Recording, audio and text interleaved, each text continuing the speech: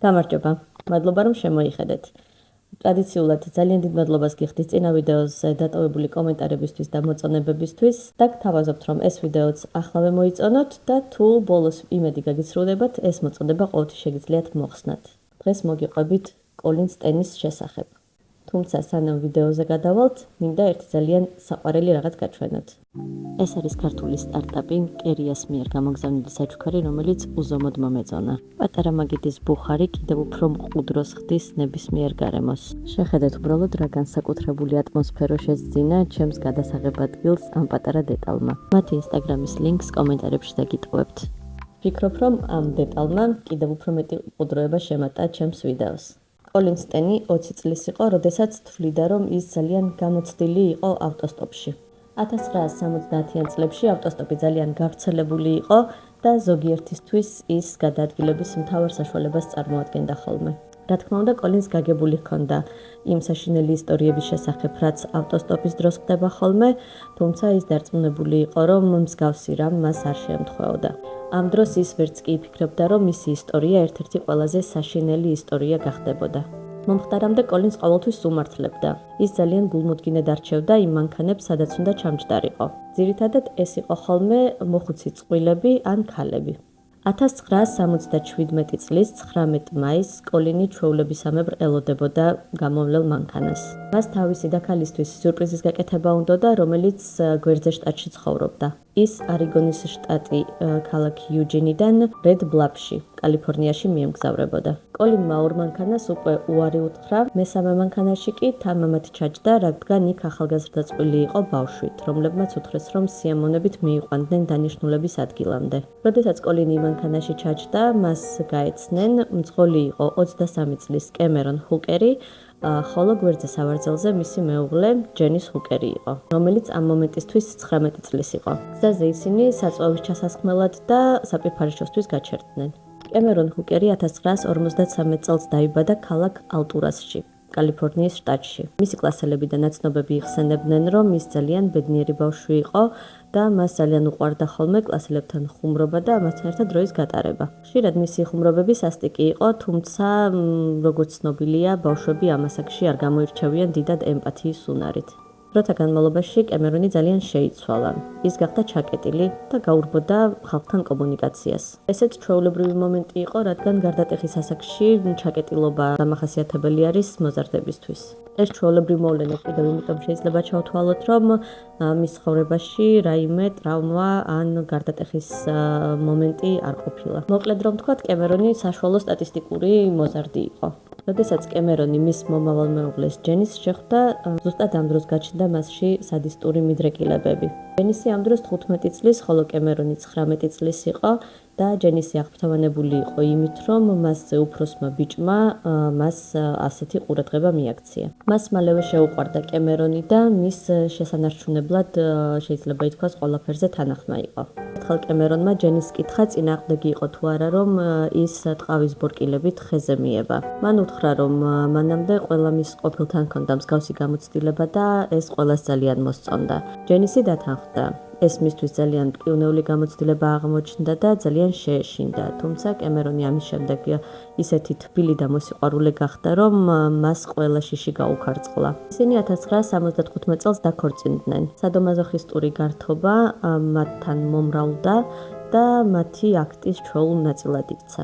1976 წელს მათ შვილიც გაუჩნდათ. ამ ორი ადამიანის და მათი გართობის პირველი მსხვერპლი მარია ელიზაბეტ სპანჰეიკია იყო. ისიც ავტოსტოპით მგზავრობდა და წყვილმა მას შესთავაზა დანიშნულების ადგილამდე ჩაყვანა. თუმცა, როდესაც მარიამ მანქანიდან გადასვლა დააპირა, კემერონმა მას მაჯებში ხელი ჩაავლო, უკან შემოითრია და ის თავის სახლში წაიყვანეს.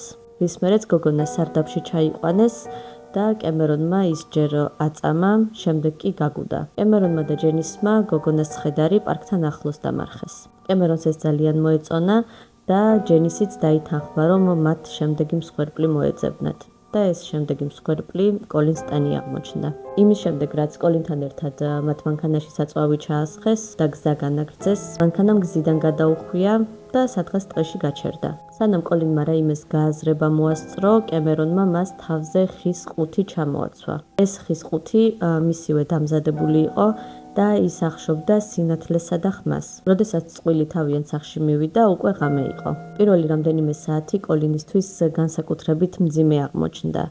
ის სარდაფში ჩაიყვანეს, სადაც მას კემერონის მიერ მოწყობილი საწამებელი ოთახი დახვდა. კემერონსა და თავის ცოლს შეთანხმება ჰქონდათ, რომ მას სექსუალური სახის ურთიერთობა არ უნდა ჰქონოდა მსხვერპლთან, თუმცა ეს შეთანხმება მალევე დაირღვა. მეორე დღეს კემერონმა კოლინი ყუთში ჩაკეტა, რომელიც ძალიან ჰგავდა კუბოს. მას აქ ზოგჯერ 23 საათის განმავლობაში კეტავდნენ და მხოლოდ მაშინ უშვებდნენ, როდესაც კემერონს მისი წამება მოუნდებოდა. გოგოს არც საჭმელს აძლევდნენ, არც წყალს და მას ჩაცმის უფლებაც კი არ ჰქონდა. ყოველ ჯერზე, როდესაც კემერონი ყუთის თავსახურს კეტავდა, კოლინს ეგონა, რომ ის აქ სამუდამოდ დარჩებოდა. და როდესაც იგებდა ყუთის გახსნის ხმას, თავდაპირველად ის ჯერ შვებას გრძნობდა, ხოლო ეს ძალიან მალევე გადაიქცეოდა ხოლმე ჯოჯოხეთად. კოლინს ეძებდა მხოლოდ 4 დღის შემდეგ გამოცხად და მისი მეგობრის წყალობით. მშობლები დარწმუნებულები იყვნენ, რომ კემერონი კალიფორნიაში გაემგზავრა, ხოლო იმ მეგობარმა, რომელსაც კოლინი სურპრიზს უმზადებდა, რა თქმა უნდა, არ იცოდა, რომ ის მასთან უნდა ჩასულიყო. სამძებრო სამუშაოები იმით გართულდა, რომ ქალაქებს შორის დისტანცია ძალიან დიდი იყო და კოლინი ნებისმიერ ადგილას შეიძლება გაუჩინარებულიყო. ამის გამო ძებნამ არანაირი შედეგი არ გამოიღო. ჰუკერების ცხოვრება ერთი შეხედვით ძალიან სტანდარტული იყო. ჯენისი ძირითადად სახლში იჯდა შვილთან ერთად, ხოლო კემერონი მთელი დღის განმავლობაში მუშაობდა. აქ მხოლოდ ერთი განსხვავება იყო. სამსახურიდან დაბრუნებული კემერონი დროს ოჯახთან კი არ ატარებდა, არამედ სარდაფში გამოკეტილ კოლინთან. საშინელ წამებაში გადიოდა კოლინის დღეები, კვირები, თვეები და წლები. 7 წლის განმავლობაში გოგონა ვერავინ იპოვა. კოლინის დამორჩილების მიზნით კემერონმა მოიგონა და გოგოს შეატყობინა, რომ ის შედიოდა სატანისტურ დაჯგუფებაში სახელად კომპანია. მისი სიტყვებით, კოლინს ყველგან იპოვიდნენ და მისი სახლი გამუდმებით ისმინებოდა. ამიტომ იმ შემთხვევაში, თუ ის გაიქცეოდა, მას ყველგან ნახავდნენ და უკან კემერონთან დააბრუნებდნენ. კემერონმა კოლინს ხელშეკრულებაზე ხელი მოაწერინა, სადაც კოლინის სახელი იყო უბრალოდ მოხსენიებული როგორც ASOK. ხელშეკრულებაში ნათქვამი იყო, რომ კოლინი კემერონის მონად უნდა დარჩენილიყო სამუდამოდ. ის ყოველთვის უნდა დამორჩილებოდა კემერონს და მთელი მისი არსებობა მისთვის სიამოვნების მინიჭებაში უნდა გაეტარებინა. თუ გოგო ამ კონტრაქტს დაარღვევდა ან გაქცევას შეეცდებოდა, კამპანია მას იპოვიდა და დასჯიდა ყველა მის საყვარელ ადამიანსაც. კოლინს თავისი გამტაცებლისთვის სიტყვა მასტერით უნდა მიემართა ხოლმე. მას არ ჰქონდა უფლება ეჭამა, დაელია ან გადაადგილებულიყო იქამდე, სანამ არ იკითხავდა შეიძლებოდა ეს თუ არა. 1978 წელს ჰუკერების ოჯახი ახალ საცხოვრებელ ადგილზე გადავიდა, ეგრეთ წოდებულ მობილურ სახლში, რომელსაც თავისი ეზო ჰქონდა და აქ კემერონმა კოლინისთვის ახალი ყუთი დაამზადა. ახლა ამ ყუთს უკვე ვენტილაციაც ჰქონდა და ის წყვილის საწოლის ქვეშ იყო განთავსებული, რადგან კემერონს უნდოდა, რომ გოგოს მათ ყველანაირ ცხოვრებაში მიეღო მონაწილეობა. 1978 წელს ჯენისმა ამ საწოლზე მეორე შვილი გააჩინა და ამ ყველაფერს ისმენდა კოლინიც. 1 წლის შემდეგ ყველანაირი წამების და შეშინების გამო კოლინი იმდენად დამჯერი გახდა, რომ კემერონმა გადაწყვიტა, რომ მას უკვე შეეძლო თავისუფლად გადაადგილება სახლში, ტანსაცმლის ჩაცმა და ნორმალურად კვება. კოლინი ჯენის სახლის საქმეებშიც და ბავშვების მოვლაშიც ეხმარებოდა და ეს წყვილი მას როგორც დამხმარედ და ძიდად აღიქვამდა. და ყოველ საღამოს კოლინი ბრუნდებოდა თავის ყუთში. ბავშვებმა არ იცოდნენ ამის შესახებ, ვერ ხვდებოდნენ სად მიდიოდა მათი ძიძა ღამღამობით და რა კოშმარებს გადიოდა ხოლმე სარდაფში. ცოტა ხანში კოლინს უფლება მისცეს გარეთაც გასულიყო. მეზობლები მას ხშირად ხედავდნენ და დარწმუნებული იყვნენ, რომ ეს გოგონა მათთან უბრალოდ ძიძად მუშაობდა. კოლინი დახმარებას ვერავის თხოვდა, რადგან როგორც გითხარით, ის ძალიან შეშინებული იყო. და კომპანიის არსებობის სჯეროდა. ძალიან ხშირად მდგარა გაღებული კარების წინ, თუმცა გაქცევა აზრადაც არ მოსვლია. ასევე მას წვდომა ჰქონდა ტელეფონთან და რა თქმა უნდა მას დასახმარებლად არავისთან დაურეკავს. ერთხელ კემერონმა კოლინს უთხრა, რომ ის გრანდიოზულ რამეს გეკმავდა. მას უნდოდა ტყვეებით სავსე ბუნკერის გაკეთება და გოგონა მას ორმოს ამოთხრაშიც ეხმარებოდა მეზობლებისგან მოშორებულ ადგილას. 1980 წელს კემერონმა უფლება მისცა კოლინს ოჯახში დაერეკა, თუმცა მან გააფრთხილა, რომ ამ ზარს კომპანია ისმენდა და რა თქმა უნდა მას არ უნდა ეწუწუნა, არ უნდა ეთქვა სად იმყოფებოდა და რა თქმა უნდა არ უნდა ეთხოვა დახმარებისთვის. კოლინი თავის უმცროს დას, ბონის ესაუბრა. მან უთხრა, რომ ის კარგად იყო და სთხოვა, რომ არ დაეწყოთ გამოძიება მისი ადგილსამყოფელის შესახებ. ამ ზარის შემდეგაც კოლინის ოჯახი არ დაუკავშირდა პოლიციას, რადგან დარწმუნდა, რომ კოლინი ცოცხალი იყო. მათ იფიქრეს, რომ ის უბრალოდ რომელიღაც სექტას შეუერთდა და ეს მისი გადაწყვეტილება იყო. ერთხელ კოლინი კემერონთან ერთად თავის სახლშიც მივიდა მის ოჯახთან. მათ მარტივად დააჯერეს ოჯახს, რომ კოლინი და მაიკლი შეყვარებულები იყვნენ. მაიკლი კემერონის გამოგონილი სახელი იყო სპეციალურად ამ შეხვედრისთვის. გამტაცებელი იმდენად დარწმუნებული იყო კოლინის დამჯერებლობაში, რომ არც კი შეეშინდა და გოგონა მის ოჯახთან 24 საათით დატოვა. თვითონ კი მოიმიზეზა, რომ მნიშვნელოვანი შეხვედრა ჰქონდა და წავიდა. თუმცა უთხრა, რომ მეორე დღეს დაბრუნდებოდა მის წასაყვანად. ბონი იხსენებდა, რომ მათ არ უნდათ კოლინზე ზეწოლის მოხდენა და ამიტომ ბევრ კითხვას არ უსვამდნენ. სანამ კემერონი წავიდოდა, მან გოგონას ოჯახს უთხრა, რომ ცოტა ხანში მათ საკუთარი ბინა ექნებოდათ და ამის მერე შეატყობინებდნენ მისამართს. ოჯახმა წასვლის წინ მათ ფოტოც კი გადაუღო, სადაც წყვილი ცდილობდა, რაც შეიძლება ბედნიერები გამოჩენილიყვნენ. ამ სტუმრობის შემდეგ კოლინის ცხოვრება კიდევ უფრო უარესი გახდა. თუ საერთოდ ასეთი რამ შეიძლებოდა. კემერონს შეეშინდა, რომ მან გოგონას ზედმეტად დიდი თავისუფლება მისცა და სახლში მისვლისას ეგრევე ყუთში ჩაკეტა. კოლინი აქ ფაქტობრივად 24 საათს ატარებდა და მხოლოდ მაშინ გამოდიოდა, როდესაც კოლინი მის წამებას გადაწყვეტდა და შემდეგ ისევ აბრუნებდა გოგონას ყუთში. საკუთრებით მძიმე ზაფხული გამოდგა და მიუხედავად ყუთის ვენტილაციისა, კოლინს ბევრჯერ უფიქრია, რომ ის აქ უჰაერობისგან მოკვდებოდა.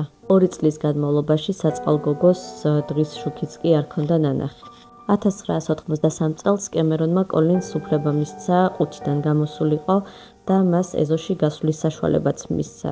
რის შემდეგაც ბავშვებიც და მეზობლებიც დარწმუნდნენ, რომ ჰუკერების ძიძა უბრალოდ დაბრუნდა ისევ მათთან და მან გაგრძელა მუშაობა. ასაკვირია, მაგრამ კემერონის დამოკიდებულება თითქოს უფრო ლოიალური გახდა გოგონას მიმართ. რაღაც დროის მერე კემერონმა ჯენის გამოუცხადა, რომ კოლინი მათთან ისე იცხოვრებდა, როგორც მისი მეორე ცოლი. მას ასევე უფლება მისცეს სამსახურში გასულიყო. ის ახლომდებარე მოტელში მუშაობდა დამლაგებლად. ახლა ის უკვე კონტაქტობდა დიდი რაოდენობით ხალხთან, თუმცა სწორედ ისევე, როგორც ადრე, მას არც კი გაუფიქრია, რომ ვინმესთვის დახმარება ეთხოვა, ან უბრალოდ გაქცეულიყო. რადგან ის მტკიცედ იყო დარწმუნებული იმაში, რომ მას უთვალთვალებდნენ და მის საყვარელ ხალხსაც საფრთხე ემუქრებოდა. ამავე პერიოდში ჯენისი დაინტერესდა ქრისტიანობით. მან დაიწყო ბიბლიის კითხვა და როდესაც კემერონის სახლში არ იყო, ის კოლინთან კითხულობდა ხოლმე მას.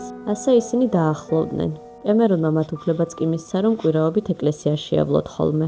კოლინი რაღაც პერიოდის განმავლობაში ხედავდა, რომ ჯენისი მასთან უფრო და უფრო მეტად იხსნებოდა. კიდევ 1 წლის შემდეგ ჯენისმა გადაწყვიტა, რომ კოლინს გაქცევაში დახმარებოდა. ზოგის აზრით ჯენისი უბრალოდ ეჭვიანობდა. გვახსოვს, როგორ უყვარდა მას თავისი ქმარი და რომ ყველაფერზე თანახმა იყო მისი შენარჩუნებისთვის. ამიტომაც არ უნდოდა, რომ მათთან კიდევ ვინმე ეცხოვრა ცოლის რანგში. თუმცა როგორც თვითონ ამბობს, შემდეგში კოლინის დახმარება მას რელიგიამ აიძულა. 1984 წლის 9 აგვისტოს ჯენისმა კოლინს მოუყვა, რომ არანაირი კომპანია არ არსებობდა და რომ მას არავინ არ უთვალთვალებდა. მან თავის ყოფილ ტყვეს სთხოვა, რომ როდესაც გაიქცეოდა, არავისთვის არაფერი მოეყოლა, რადგან სჯეროდა, რომ მისი წასვლის შემდეგ კემერონი ნორმალურ ადამიანად გადაიქცეოდა. ახლა რასაც გეტყვით, შეიძლება ძალიან გაგაკვირვოთ, თუმცა კოლინმა მას შემდეგ რაც გაიგო, რომ არანაირი კომპანია არ არსებობდა, გადაწყვიტა შანსი მიესცა კემერონისთვის, რომ ის გამოსწორებულიყო. მან თავის გამტაცებელს ავტობუსის გაჩერებიდანაც დაურეკა და უთხრა, რომ მიდიოდა. კაცმა ტირილი დაიწყო. და პირველ პერიოდში კოლინი მას ხშირად ურეკავდა ხოლმე და ცდილობდა გაეგო როგორ იყო მისი საქმეები.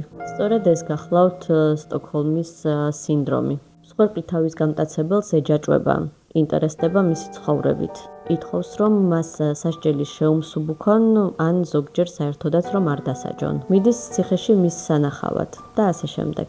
ნებისმიერ შემთხვევაში კოლინმა არავის არაფერი მოუყვა და ის უბრალოდ თავის ოჯახთან დაბრუნდა 7 წლის შემდეგ. ის კითხვებზე არავის პასუხობდა და მისი ისტორიის შესახებ ალბათ ვერავინ ვერ გაიგებდა, რომ არა ერთი შემთხვევა. ჯენის იმედი ჰქონდა, რომ კოლინის წასვლის შემდეგ ის თავის ქმართან მშვიდად გააგრძელებდა ცხოვრებას, თუმცა მის ოცნებას სახდენა არ ეწერა. კემერონს უკვე ჰქონდა გეგმა და ფანტაზიები, როგორ ყავს მას რამდენიმე ტყვე გოგონა. ის ოცნებობდა ახალ წამებაზე, ახალ მსხვერპლზე და სწორედ ამანა იძულა ალბათ ჯენისი გაეკეთებინა ის, რაც გააკეთა. 1984 წლის 8 ნოემბერს მან აღსარება ჩააბარა და მოყვა იმ ყველაფრის შესახებ, რასაც კემერონი თავის მსხვერპლს უკეთებდა. პასტერი გაგონილისგან თავდაპირველად შოკში ჩავარდა, შემდეგ კი უთხრა, რომ მათ აუცილებლად უნდა დაერეკათ პოლიციაში და ჯენისიც დათანხმდა. 4 დღის შემდეგ პოლიცია უკვე კოლინს დაუკავშირდა. კოლინი იმდენად მშვიდად იქცეოდა, რომ პოლიციას ეჭვიც კი გაუჩნდათ, იგონებდა თუ არა ჯენისი მთელ ამ ისტორიას ეჭვიანობის ნიადაგზე. საბოლოო ჯამში კემერონ ჰუკერი დააკავეს.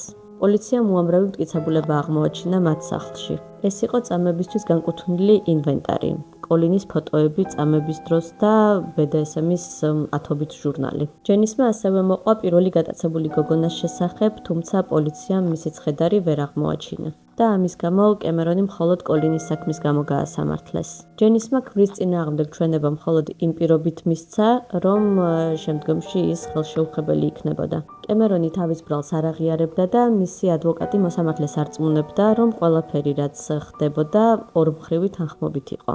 რომ ვითომ კემერონი და კოლინი შეყვარებულები იყვნენ და მამას ადასტურებდა ისიც, რომ ისინი მის ოჯახშიც იყვნენ მისულები, რომ კოლინს შეეძლო თავისუფლად გადაადგილება, რომ ის მუშაობდა და ასე შემდეგ. ამის გასაბათილებლად პროკურორმა მოსამართლეს აჩვენა ხელშეკრულება, რაზეც კოლინს ხელი ჰქონდა მოწერილი და ის ამბობდა, რომ კოლინი თავის თავს არ ეკუთვნოდა, რომ ის უბრალოდ შეშინებული და მონობაში იყო. კოლინის ჩვენების შემდეგ ფაქტობრივად მთელი დარბაზი ტიროდა და ნაფიც-მსაჯულები შემდეგში ამბობდნენ, რომ გაგონილის მერე მათ რამდენიმე ღამე უბრალოდ დაძინება არ შეეძლოთ. ამ დროს კემერონის ადვოკატს კიდევ ერთი კოზირი ჰქონდა. ეს იყო კოლინის სასიყვარულო წერილები თავისი გამტაცებლის მიმართ. ყველაზე გასაოცარი ის არის, რომ სპეციალისტებმა დაამტკიცეს, რომ ეს წერილები ნამდვილად კოლინს ეკუთვნოდა და რომ ისინი არ იყო დაწერილი რაიმე ზეწოლის შედეგად. წერილებში კოლინი წერდა, რომ მას უფრო და უფრო მეტად უყვარდება კემერონი. გამტაცებელი აღიარებდა, რომ მან გოგონა გაიტაცა, თუმცა ყველაფერი ის რაც შემდგომში ხდებოდა ორმხრივი თანხმობით იყო. აქ ფსიქოლოგებმა იმუშავეს და ეს წერილები ახსნეს, რომ კოლინმა თავად გააღვივა საკუთარ თავში სიყვარულის გრძნობა კემერონის მიმართ, რადგან გაუპატიურების ტკივილი ასეთი მძიმე აღარ ყოფილიყო. ეს ფსიქოლოგიური თავდაცვის მექანიზმია, რომელიც არც თუ ისე იშვიათია ძალადობის მსხვერპლებში. კემერონ ჰუკერს პატიმრობის 104 წელი მიესაჯა.